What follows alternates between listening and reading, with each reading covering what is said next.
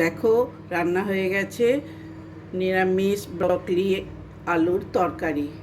উজ্জ্বলি ব্লগে আমি উজ্জ্বলি। এবারে দেখো কিভাবে আমি রান্নাটা করেছি।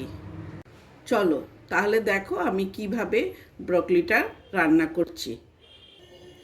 আমি 5 ফোড়ন আর তেজপাতা ফোড়নে দিয়ে দেবো। এবারে দিয়ে দেবো, ফোড়নটা ভাজা হয়ে যাক, আলুগুলো।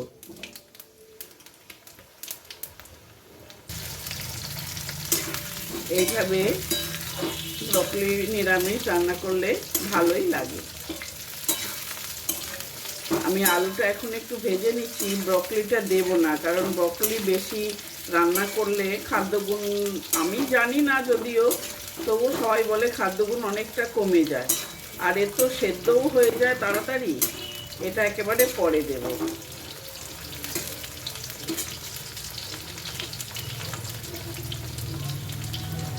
এবারে দিয়ে দেব ওই টমেটো, কেটে রাখা টমেটোগুলো।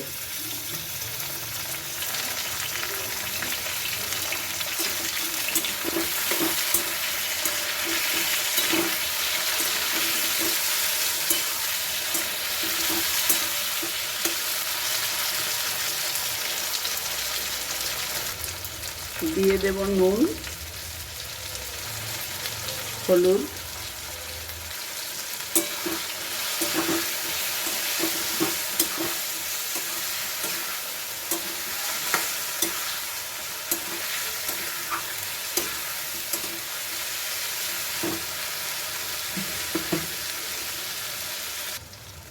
দেব লঙ্কার গুঁড়ো আর একটু ধনের গুঁড়ো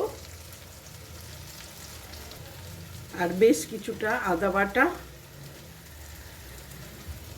এটাকে আমি ভালো করে কষতে থাকবো। গ্যাসটা কিন্তু সিমেই রেখেছি।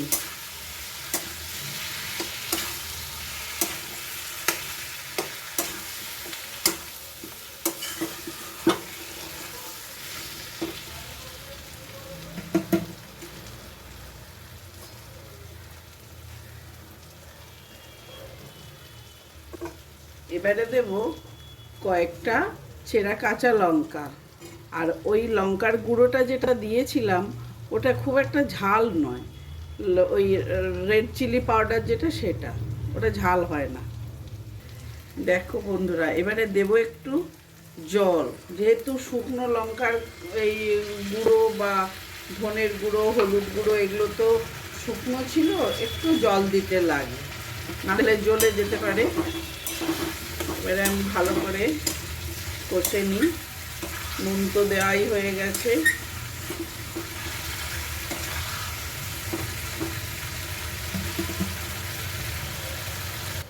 এবারে দেব ছাড়ানো কিছু কড়াইশুঁটি।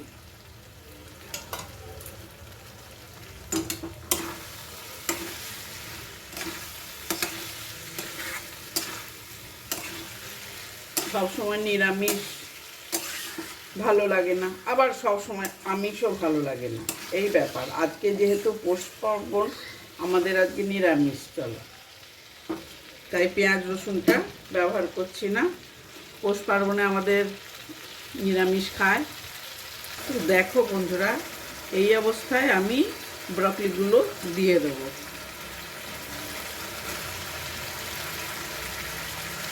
ব্রকলি এমনি খুব সেদ্ধ হতে, মানে একদম সবজিটা একদম নরম, মানে তাড়াতাড়ি সেদ্ধ হয়ে যায়। আর ব্রকলি বেশি রান্না করলে দেখা যায় এর কালারটাও কিরম চেঞ্জ হয়ে যায়, ভালো লাগে না।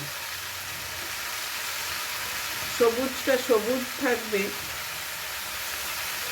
ভর্তি হয়ে গেছে আমার কড়াইতে।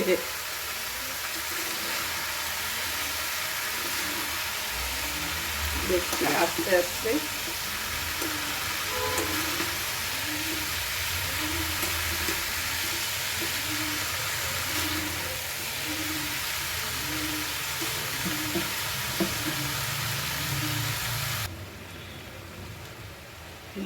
একটু ঝোল ঝোল করার জন্যে, ঝোল না হলেও একটু তো লাগে, রসা রুটিতে খাই, ভাতে খাই, যেটাতেই খাই একটু লাগে। আমি একটু গরম জল দিয়ে দিলাম।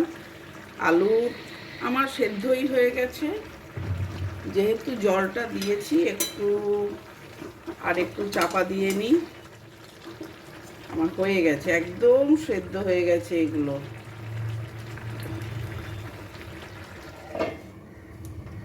গ্যাসটা কমিয়ে দিলাম। তাহলে দেখো বন্ধুরা, আমার ব্রকলিটা ভালোভাবেই রান্না হয়ে গেছে। এবারে আমি একটু ধনেপাতা দেব।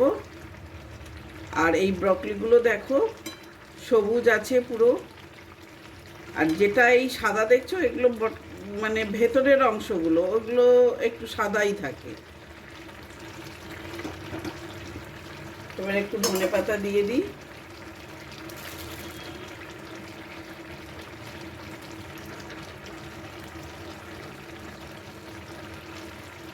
একটু গরম মশলাও দেব।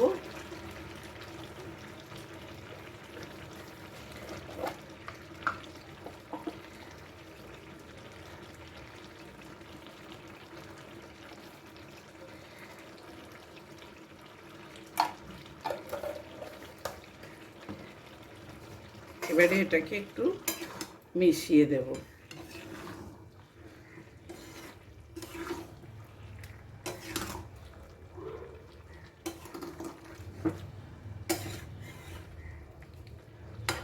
এটা ফেলে দিই, এটার আর দরকার নেই। ব্যাস, এই হয়ে গেল আমার ব্রকলি রান্না। এবারে একটু চাপা দিয়ে দিই, গন্ধটা বুঝতে দেব। দেখো পুরোপুরি কমপ্লিট আমার নিরামিষ ব্রকলি রান্না। তাহলে বন্ধুরা, আমার এই রান্নাটা যদি ভালো লাগে, আপনারা আপনাদের বন্ধু আত্মীয় স্বজন এদের মধ্যে একটু শেয়ার করে দেবেন। প্লিজ আমার চ্যানেলটাকে এভাবে এগিয়ে নিয়ে যেতে সাহায্য করুন। আমি উজ্জ্বলী ব্লগস থেকে বলছি।